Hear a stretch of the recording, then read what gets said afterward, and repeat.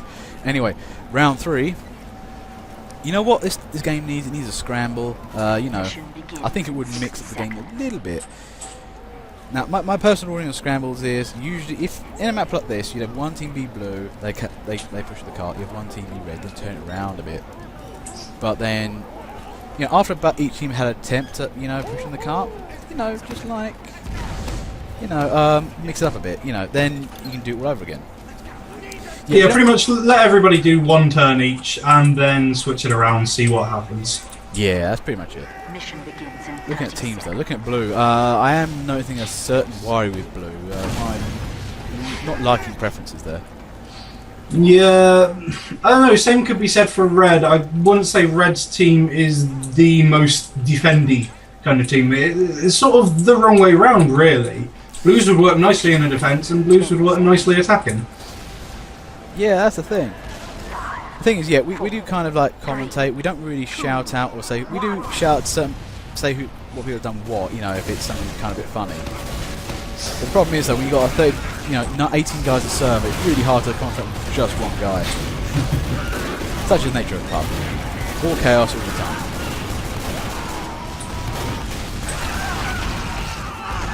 I mean, for me, TF2 would be summarised in one image. Basically, a picture of a heavy eating a sandwich while firing a minigun running around the gibbous. It's pretty much how I just view TF2. Anyway, looking at the cart though. Look at this blue team. Again, this is looking like another Vanguard action straight away. Heisendong is just sitting on the cart there all by his lonesome going, "You guys, I'm doing all the work here. Hey, where are you?" And then, the rest of the blue team just decide to advance towards where the most resistance is and kill it. Yeah, I mean, they are pushing up really, really hard. It's working nicely as well. I mean, yeah, not the fastest push on the cart, but, still, it's doing wonders for them, I would have said. Thing is, if they actually pushed it really hard, gets a second spawn, that's pretty much a golden ticket just to go straight to point 2. If you can do that. But I have a feeling though, Red's beginning to come back from this. The initial kind of shock of having a team in their face has passed. Oh, unlucky there, Nez Flint. Went to do the charge there, just missed his swipe, and kind of bonked the guy. Yeah, and I mean, against the heavy as well, very few situations is a Demo Knight going to come off better than a heavy. But you got to appreciate his bravery though, at least he tried.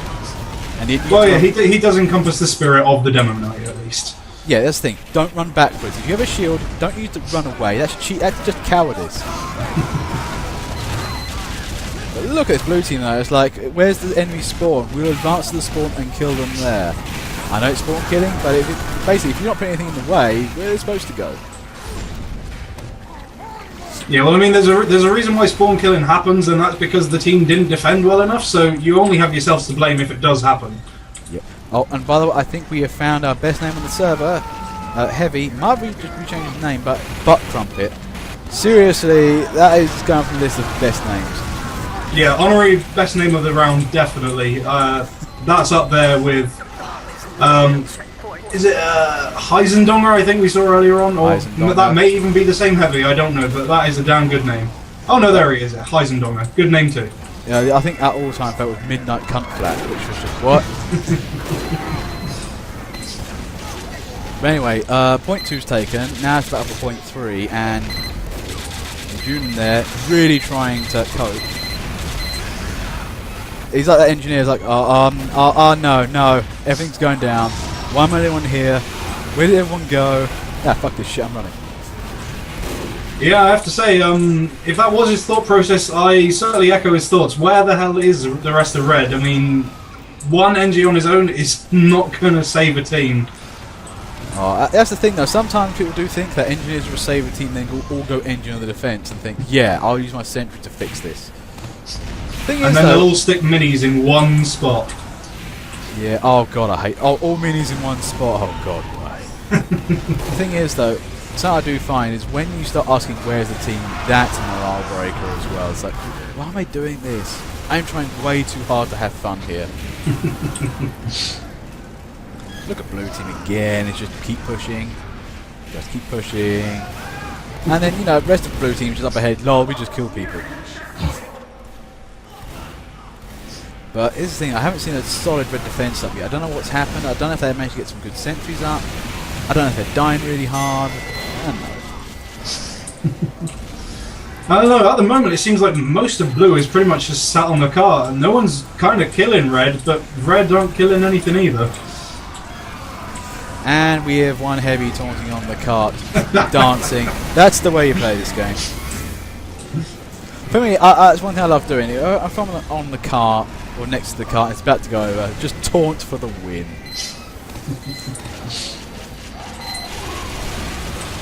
Oh yeah, little known fact, with the demo man, you can detonate stickies while taunting, and I have used it to my advantage. I taunted outside like this window area, started taunting, the guy went to come up and clobber me, detonate my stickies while taunting. It's amazing, hilarious, you can pull it off. The fake friendly scumbag, basically. Oh, and the June in there, nice try from Engineer, couldn't really stop it, but that was a good effort. Okay, round 4, and this time teams have been scrambled. Hopefully, you know, redistribution of skill, or Marx's interpretation of TF2. That, as Marxist, doesn't actually mean Russian, which means you just all go heavy. But anyway, let's see what's going on with the teams, though. I mean, blue team is looking reasonably aggro. No, that could work. Yeah, well, I mean, speaking of heavy, you know, the scramble didn't manage to separate the Heisendonga and Butt Crumpet there. I think they were pretty instrumental in that win there. You know, when they weren't taunting, they were firing. They were kind of doing everything a heavy needs to do. Yeah, basically, do you have ammo? Yes, keep firing. You have infinite ammo, still keep firing. I mean, that's the thing. If you're on the cart, I mean, you might try to stealth the cart in, but then everybody can see it going on the bottom there. They know it's moving, so yeah, just keep firing. Just keep spy checking long range. The thing is that, what can a red team do in this game to actually win a game here? Because it's been rollovers all day so far. Well, I mean, that round could have certainly benefited from a decent Uber. Either a Crits Krieg or a standard Uber would have paid dividends there, and nothing came of it at all. I don't know whether or not they didn't have a medic, but you know, even if they didn't, you know, someone could have quite easily changed and built up an Uber in time, because you know, they were, by the seems of it, they were basically sat in spawn twiddling their thumbs anyway. That's the thing. I mean, a good crits here and there on a blue team can be devastating to a red team because they killed all of red team to break that spawn time. Whereas blue team not so much, but it's a good breathing room. Plus, in certain maps, I mean, especially Dust Bowl. God, this third stage Dust Bowl, the Crits Krieg. Oh, I hate that map. But thankfully, we haven't seen too many quick fixes here. Not the most useless of all mediguns. Yeah, although saying that, last time round we did see a quick fix medic on blue, and you know, I don't know whether or not, you know, it had that much of an effect, but it did seem quite good. You know, 8 people were able to just run back to him, chill at the car, and basically carry on pushing while being slightly overhealed. Not quite as well as they should have been, but you know, it's the quick fix. Oh, sorry, man. I just had to see that amazing crits fish kill there from Shadow. Just approach the heavy fish. No. You got to admire fish kill. I mean, it's just one. It's not so good as a taunt kill, but it's almost there. I mean, crits as well. It's just, yeah, fate hates you that much. Just go die. Oh, that was a lovely status from Pacifist. Waited there the entire time for them to come across him, and I was like, yeah, I got this. But look at this red team. They're actually holding. Yeah, this is going really nicely for once. It's a decent defense, and at first point, which, you know, I mean, we've seen the third point defenses, or second point defenses rather, pretty much constantly, but yeah, first point defense is generally unheard of in this map. The thing is, for me, the first point in any match can really set the tone of the game, because you take it quick, blue team's an advantage. They've got a lot of time on their hands, and it's generally a bit morale breaking when it goes fast. If, however, it's, you know, they take it very slowly, it's desperation all the way in, and they've got to play very ruggedly to get anywhere with it. The other thing is, you know, if you can't take a first point, it's morale breaking, and it usually involves quite a few RQs here and there. Oh yeah, I mean, especially even like, you know, don't even have to wait until the game has ended. You can kind of expect maybe 4 or 5 people to leave when it's down to like a minute or 30 seconds, and then a loss is guaranteed then. Yeah, I mean, you know, RQing, That's the thing, in comp matches, unforgivable. In thingy games, yeah, it happens. That's kind of the nature of the pub. You come in, you go home. It is like an actual pub. Oh yeah, I totally agree. I mean, I don't think there's that much of an etiquette in terms of when you should quit. If you're done playing, you're done playing. It's as simple as that. You don't have to wait until a game ends, in my opinion. But it can ruin a game for other people. But who cares? There's some sort of Uber there. Oh, there it goes. Yeah, Kolov Maki there went to Uber up a soldier. He then tried to jump away. It was like, oh, okay. How was to get you up there? But look at this cart. 2 minutes on the clock. Cart isn't being moved. I think blue team are trying to push up. Okay, I think blue might get back with this. If they can get that cart past those barricades, I think they got a chance.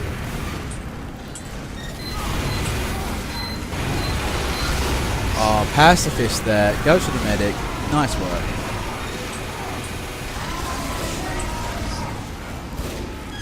Yeah, there we go. Yeah, that's the medic and the heavy down now. I mean, blue are going to really struggle. I mean, minute and a half, it's still very, very doable. But I don't know. Red are defending very hard.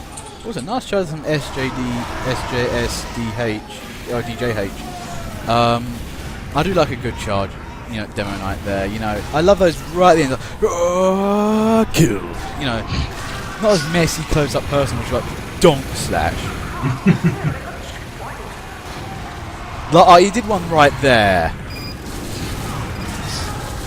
But yeah, I think I always find trolling is when I basically just taunt the team by saying, yeah, I'm #1 player. All I had was sword. Yeah, when you can get to the top of a team with just melee, I mean, you either know that you're very good or your team is very bad. Hopefully, it's just you're very good. That's the thing. Sometimes when I'm not playing a game, I'm like, yeah, I'm the best player in the game. Oh wait. And if you're on a Scar, so we know it's the losing team. You can see the results. Like, oh god. I feel like that's something they should bring into the standard TF2, just because I want to be proved that I always want to see proof that I've done the best out of a losing team. It wasn't my fault that we lost. Yeah, I'd like to appeal this in TF2 court. I would like to see if I was actually contributing to my team, or if I was just goofing off playing scat and backup. But saying that, though, look at 12 seconds. This is looking good here. Blue team are losing this on first point. We're saying we see a good defense here, and red just summoned one. Or is it the scramble? I don't know. But there's one extra time here. It's down to Donga here being a hero heavy, somehow not killing that pyro. Yeah, this is very pub pushy. It doesn't look that good. And Game Plonk there doesn't push the cart at all. Like, nah, man, I'm going to try and stab that guy. Fuck the cart. Okay, round 5. Now, let's see what happens when we take the defending team and then put them in charge of pushing the cart. Now you'd think that it'd be, yeah, they just push it, but we have seen sometimes that actually, no, it's not happened. Yeah, well, I mean, even the first 2 rounds that we saw here, both teams managed to pretty much blitz it all the way through, which would kind of imply that they're very good at attacking, but neither of them are very good at defending. Yeah, it's weird how that happens, isn't it? You'd think skill is kind of universal, but apparently, there are 2 kind of toolboxes here. If you're playing a granary game, you're going to need intermediate setup. If you're playing blue on this kind of game, you need to know where to go, how to attack, and how hard to push. But with defense game, it's a different set of skills again.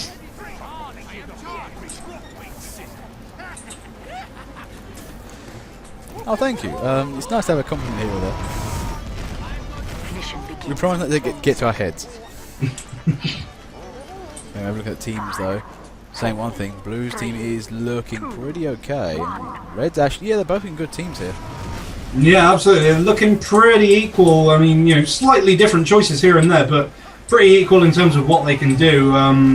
This one looks like it's probably just going to come down to skill. SJD there, charge the heavy. Again, all the Demo Knight bravery there. That's the thing, though. I mean, if there's ever a counter for Demo Knight, it was in the Stasher heavy. It's like, oh god, no, my fun is ruined now. I mean, saying that, the other tip you want to give, if you really want to mess up, then Stasher's also, it's good against Scouts, but it's really good against Pyros. Pyros hate you for using that. They rely on that speed.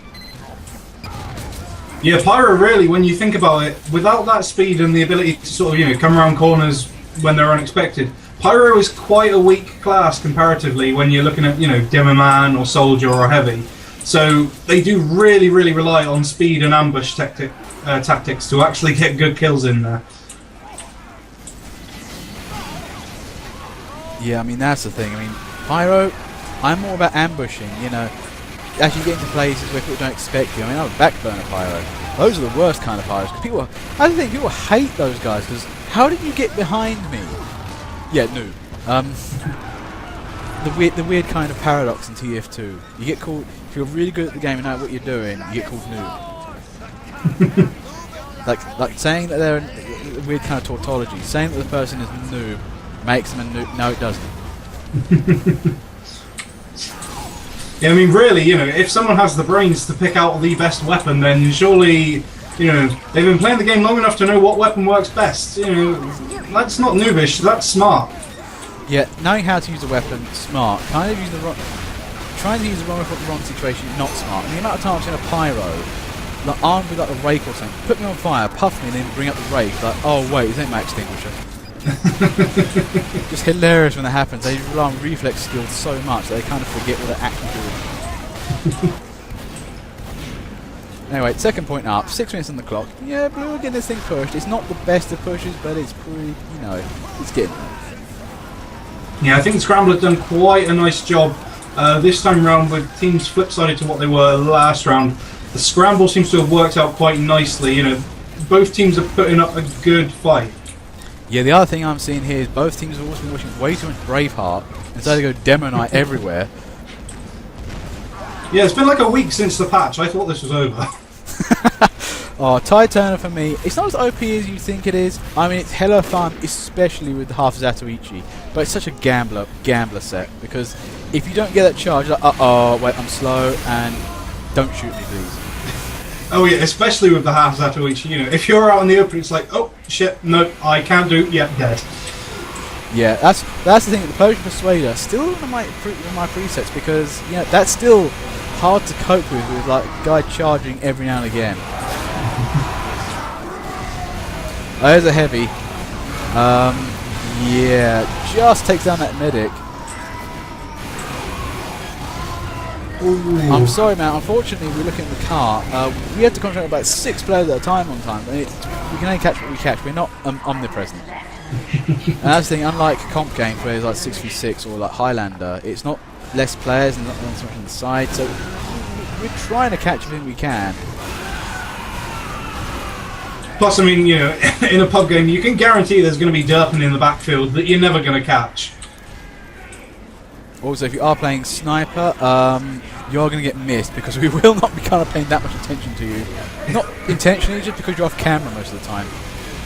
Yeah, basically, the times when we see a Sniper is when we're actually looking at medics and heavies that get taken down by snipers, and then we see that you managed to get a decent kill, something like that. That's when a Sniper gets noticed. So play well, you'll get noticed. Yeah, simple answer.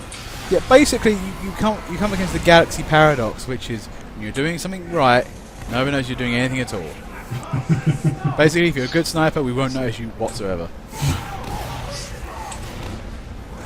We do watch in free cam. We don't watch players. I don't agree with free player cam because it's really limiting and it's really jerky. Sometimes I get killed. Oh, I got killed. Oh wow, Kai 98 just gets that kill in. Nice dirtly circly swipe there. 8 minutes in the clock though. I mean, Blue's looking at the time of their life here. Yeah, they're pushing quite nicely. Oh, what happened there? That is work. That was nice work there from Daniel Von Buten there. Stops the charge by shooting it head on. I love it when you see players that have managed to gain like a huge amount of momentum, then get shot out of the air and just the image of their like ragdoll body just flying along and slapping on the floor. That is classic TF2. And he's skidding for the cap. No, wait, he's dead. Oh, I wish there'd be like some sort of like scout taunt or move that allows you to do that. To just slide really long but really fast into something. But there's no damage whatsoever and he's completely vulnerable in the days afterwards.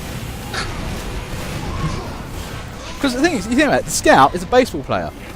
And, that would totally fit with him, sliding for home. Yeah, I feel like the sort of the original sort of point of the classes has kind of been lost with later updates. You know, I mean, you know, Soldier has got an item that gives him dreadlocks. I mean, the Soldier would never have dreadlocks. It's like, yeah, original Demo Man was like, yeah, we knew he was Scottish and he's black, but then they did medieval mode update and was like, nope, we're gonna make him so Scottish he's medieval now. Wait, what? That has got to be for me the biggest, you know, shock ever to TF2. They suddenly turned one of the most trickiest, tacticalist, you know, classes into the charge enemy mode. And then they tell content creators off for trying to break the in-game feel. It's like, you did it yourselves first. Yeah. One thing we are seeing, the demo are still, you know, still trying to charge the lines here. The blue The team. thing is, as well, they're making it work, and you know, it's kind of giving Blue free reign to just push the cart as they wish. Now here's the thing: 10 minutes on the clock, down to the last point, and Blue have been consistently pushing this cart. You know, it's good work from them. They've had difficulty here and there, but it hasn't really stopped them. No, yeah, the first point was pretty much Red kind of managed to get a little bit of a hold on it, but yeah, since then it's been pretty consistently all the way through. And I mean, you know, second point, I think that's probably the fastest second point we've seen so far. Yep. The other thing, actually, the other guy I don't see so much from the new stuff. We see the air raid, we see the base jumper. We saw, like, on the first few days, some people using the classic and going, what is this? Damn, man, it's awful. That's going to be one gun that's going to get so reworked so hard, because nobody likes that. The other one is the backscatter, because we see some people use it, but not so much. And personally, I love that gun. Oh yeah, it's a ton of fun. I mean, it sounds great as well. It's such a good noise. I mean, for me, the Tomislav had one of the best gun noises in TF2, and this one follows up on it. Oh, that was a Silanator there. Nice kill. Just all the demo men. And, oh, look at this. He's going over. You stickies. Try. Breckies there. Nice one, Breckies. Agro engineering for the win.